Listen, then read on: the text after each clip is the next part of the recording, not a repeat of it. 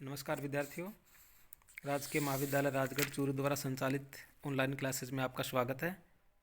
पिछली कक्षा में हमने प्रकृति के सुकुमार कवि सुमित्रानंद पंत द्वारा रचित कविता का अध्ययन किया, जिस कविता का शीर्षक था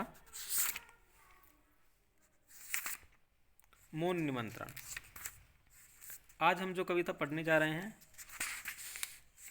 उस कविता का शीर्षक है एक तारा। एक तारा कविता में भी कवि सुमित्रानंद पंत जी ने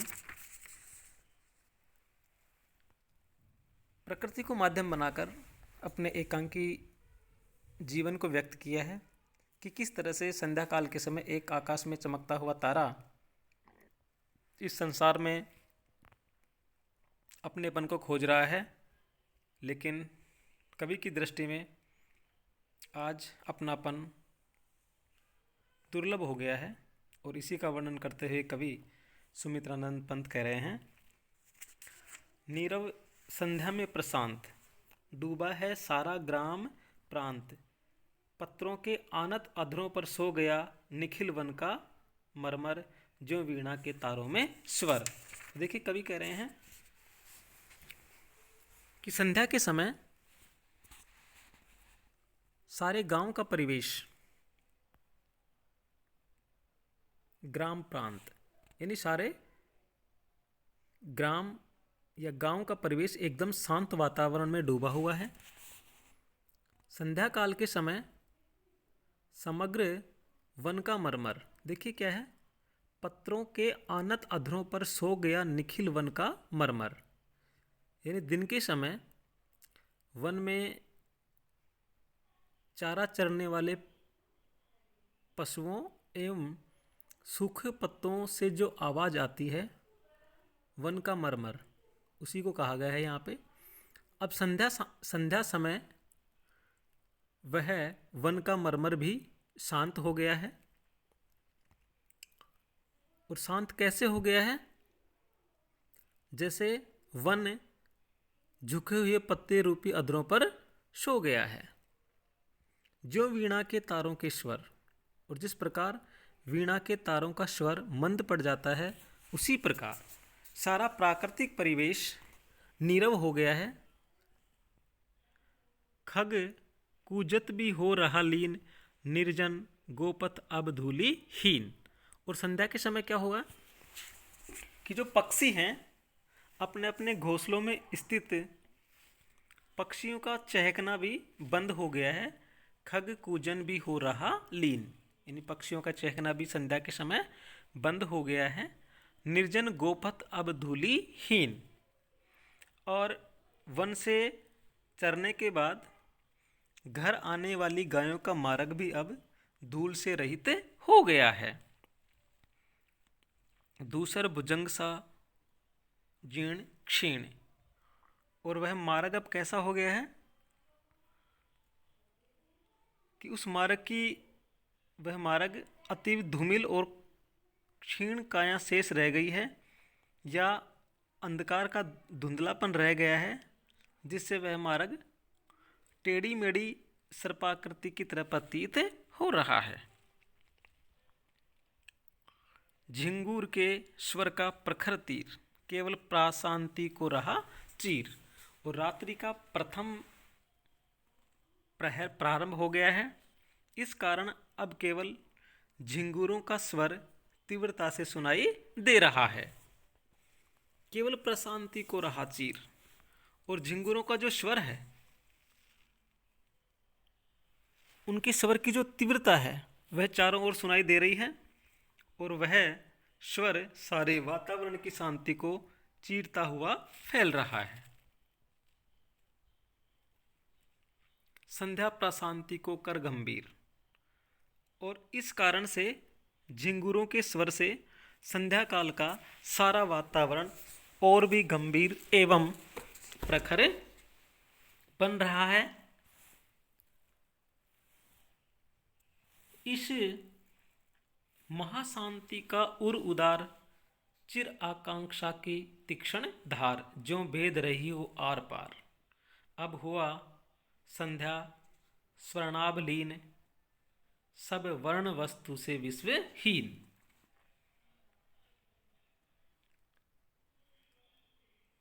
स्वरों के झिंगुरों के स्वर से संध्या काल का सारा वातावरण और भी गंभीर एवं प्रखर बन रहा है, जिसे सर्वत्र व्याप्त महाशांति के उदार हृदय का चिर आकांक्षा की पैनी धार से भेदन हो रहा है। इस महाशांति का और उदार चिर आकांक्षा की तीक्ष्ण धार, यानी महाशांति के उदार हृदय का चिर आकांक्षा की पैनी धार से भेदन हो रहा है, अर्थात झिंगुरों के प्रखर स्वर से संध्या काल का नीरव वातावरण कुछ अजीब सा लग रहा है। वह हृदय में रहने वाली समस्त आकांक्षाओं को अपनी प्रखर धार से आर पार बींद कर चीर रहा है। अब हुआ संध्या स्वर्णाभ लीन, सब वर्ण वस्तु से विश्वहीन। गंगा के चल जल में निर्मल, कुम्भला किरणों का रक्तोत्पल है मूंद चुका अपने मृदु दल।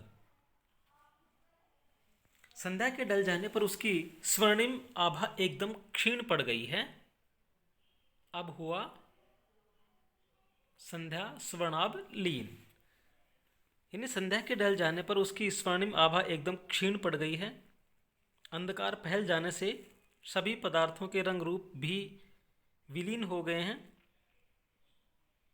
गंगा के चल जल में निर्मल, कुम्भला किरणों का रक्तोत्पल।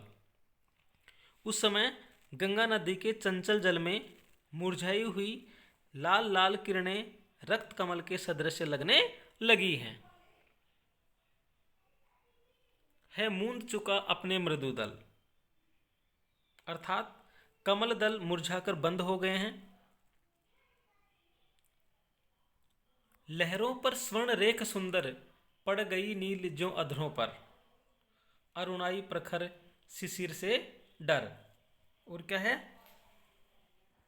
गंगा नदी की चंचल लहरों पर सुनहरी किरण रूपी रेखा ऐसे लगने लगी है जैसे नीले अधरों पर लाल आभा की पतली लकीर खिंच गई है। लहरों पर स्वर्ण रेख सुंदर, गंगा नदी की चंचल लहरों पर सुनहरी किरण रूपी रेखा ऐसे लगने लगी है, पड़ गई नील ज्यों अधरों पर, अरुणाई प्रखर शिशिर से डर। जैसे नीले अधरों पर लाल आभा की पतली लकीर खिंच गई है, वह लालिमा मानो अत्यधिक सर्दी से डरकर उन अधरों में आ गई है। तरु शिखरों से वह स्वर्ण विहंग उड़ गया, खोल निज पंख सुभग, किस गुहा नीड़ में रे किस मग। पेड़ों के शिखरों पर कुछ समय पूर्व तक जो स्वर्णिम किरणें फैल रही थी वे अब लुप्त हो गई हैं, मानो उन तरु शिखरों पर बैठा हुआ स्वर्णिम वर्ण का पक्षी अपने सुंदर पंखों को खोलकर उड़ गया है। और उड़ कहाँ गया है, किस गुहा नीड़ में रे किस मग। वह पक्षी न जाने किस गुफा रूपी घोंसले में किस मार्ग से चल गया है। मृदु मृदु स्वप्नों से भर अंचल, नव नील नील कोमल कोमल, छाया तरुवन में तम श्यामल, पश्चिम नभ में हूँ रहा देख, उज्ज्वल अमंद नक्षत्र एक। और कवि क्या कह रहे हैं कि रात्रि का अंधकार पेड़ पौधों एवं वनों में नीली नीली कोमल कोमल छाया की तरह और प्राणियों के अंदर मधुर स्वप्नों को भरता हुआ चारों ओर फैल गया है। मृदु मृदु स्वप्नों से भर अंचल, नव नील नील कोमल कोमल, छाया तरुवन में तम श्यामल, पश्चिम नभ में हूँ रहा देख, उज्ज्वल अमंद नक्षत्र एक। कवि वही संध्याकालीन प्राकृतिक परिवेश का चित्रण करते हुए कहते हैं कि मैं पश्चिमी आकाश में एक ऐसे तारे को देख रहा हूँ जो अतीव उज्ज्वल और प्रकाशमान है। अकलुष, यानी उस तारे में न तो कलुषता है, अनिद्य नक्षत्र एक, न कोई धूमिलपन का दोष है।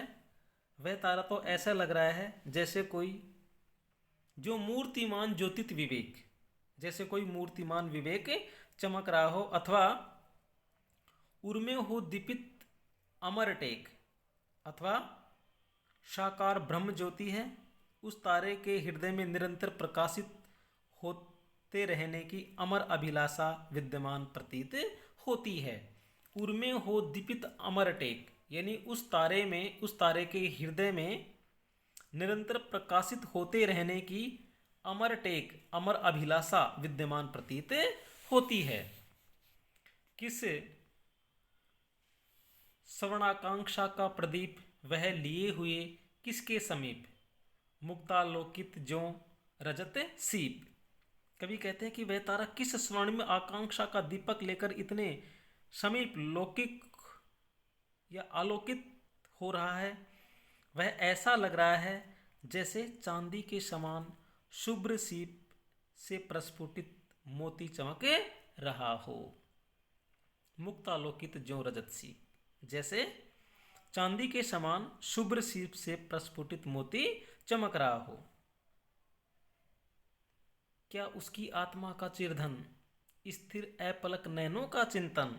कवि कहते हैं क्या वह तारा आकाश में एकाकी ही एक स्थान पर स्थित होकर अपने ही आत्मा का चिंतन धन और अपलक नैनों का चिंतन खोज रहा है। क्या खोज रहा है वह अपनापन, या फिर कवि कहते हैं अथवा इस संसार में वह अपनापन खोज रहा है। कवि कहते हैं कि संसार में अपनापन कैसा है, दुर्लभ रे दुर्लभ अपनापन, कि संसार में अपनापन मिलना कठिन है। क्यों है कठिन, लगता यह निखिल विश्व निर्जन वह निष्फल इच्छा से निर्धन। क्योंकि यह सारा संसार ही एकदम क्या है, लगता है निखिल विश्व निर्जन, की यह सारा संसार एकदम निर्जन लगता है। क्यों लगता है, वह निष्फल इच्छा से निर्धन, क्योंकि यहाँ इच्छाओं की मनचाही पूर्ति नहीं होती है। वह निष्फल इच्छा से निर्धन, क्योंकि इस व्यक्ति की इच्छाओं की पूर्ति नहीं होती है, इसलिए ये संसार हमें क्या लगता है, निर्जन लगता है। इस संसार में प्रत्येक व्यक्ति क्या चाहता है, आत्मनिष्ठा, और केवल अपनी इच्छाओं तक ही सीमित रह गया है, इसलिए यह संसार उसे एकदम निर्जन लगता है। अत्यधिक आत्मनिष्ठा के कारण ही उसे दूसरों से अपनापन नहीं मिल रहा है तथा उसकी इच्छाएं भी निष्फल हो गई हैं।